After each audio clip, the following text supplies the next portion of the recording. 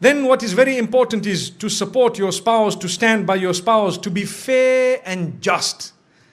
Here I need to spend a few minutes. What is the meaning of fair and just? Your mother has a problem with your wife. You don't just side with one of them. No, you must be just. You must be fair. If your mother is wrong, she is wrong even if she is your mother. We have an attitude where we say, my mother is my door to paradise. My brother, sometimes your mother is your door to hell. Did you know that? From Islam, I'm telling you, if that mother of yours is oppressive and she is doing something wrong, she could be your door to hell, not to heaven. Do you know that? Wallahi. And I am saying this with all passion because we have seen a lot of marriages where the mother-in-law thinks she is the queen who is married to the woman who you are married to before you. And then she comes and relays all her unjust instructions which are absolutely unacceptable. And the man just sits down. That's my mother. That's my mother. That's my mother. How long are you going to keep on saying that's your mother when she is oppressing your wife?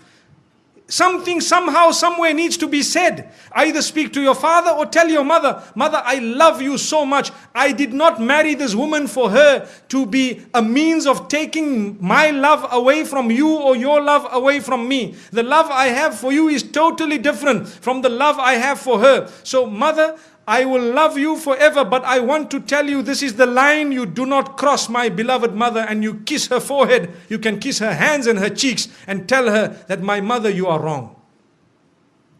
Lay it down. When you do not lay your territory, your marriage cannot work. People don't know where is my limit. They don't know. So how can your marriage work? Your mother doesn't know, your father doesn't know. Some fathers issue instructions to their daughters-in-law worse than the instruction of their own son to that wife of theirs. So what was the point? Father, why didn't you just marry this woman one time? That is not fair. You cannot just come and say, that's my daughter-in-law, I must tell her, you stand here, you go there. No, they have their life. Give them their freedom. Understand, they too need to grow in marriage to live happily ever after. It's not just you who comes and dish instructions and go out. I know this, what I've said here might be a bit bitter for some people to digest, but it is a fact of life.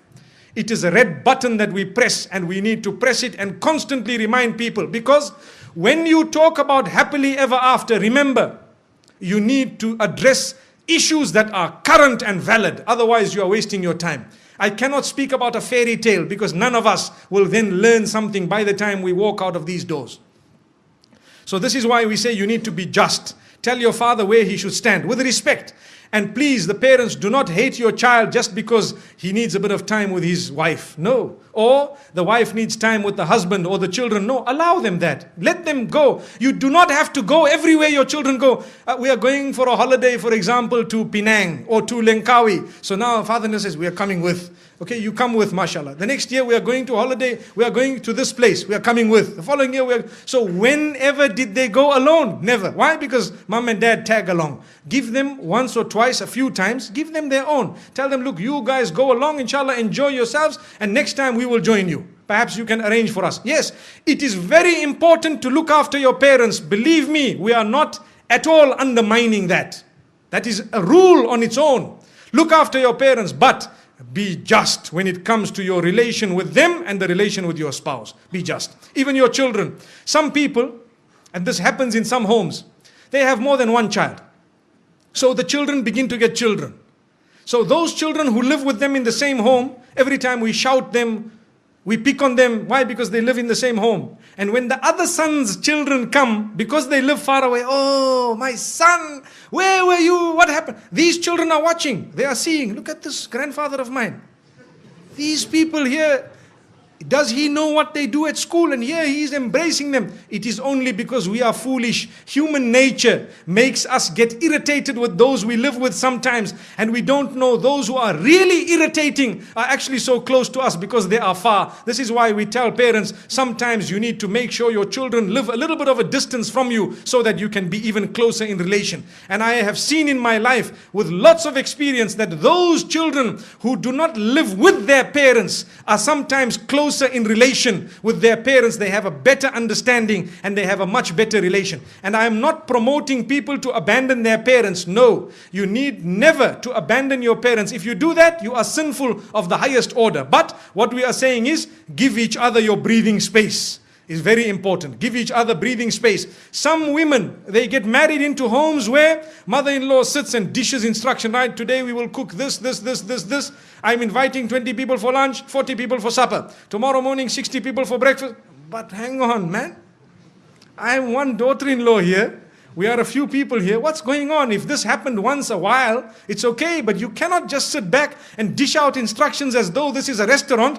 MashaAllah, if you really want, I have a friend who owns a restaurant known as Dine More down the road. Perhaps we can go there. MashaAllah. May Allah subhanahu wa ta'ala grant us goodness. I had to mention that because, there are a few restaurants we've been to here. And MashaAllah, the cuisine is something else. So my brothers and sisters, I'm just thinking of it, probably the cooks are males, not females. Remember this. When you say food is very nice, a sharp woman would say, well, that's a male cook. Which means now let's eat here every other day. May Allah subhanahu wa ta'ala grant us goodness. So the point being raised is be just, be fair, be balanced. You cannot keep it lopsided all along. Because you will have your children, they will grow up, they will get married. How do you like your daughter to be treated? Remember this. Remember, very important point.